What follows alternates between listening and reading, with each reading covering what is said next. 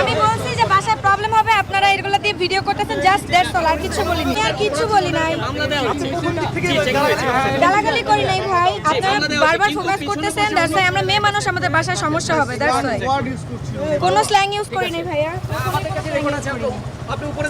করিনি ভিডিও করিনি। Video call আমার ফোনের সাথে স্টিল এখনো আছে।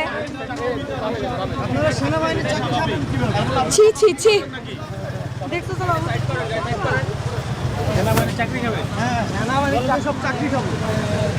ভিডিও করতে চাকরি খাবে।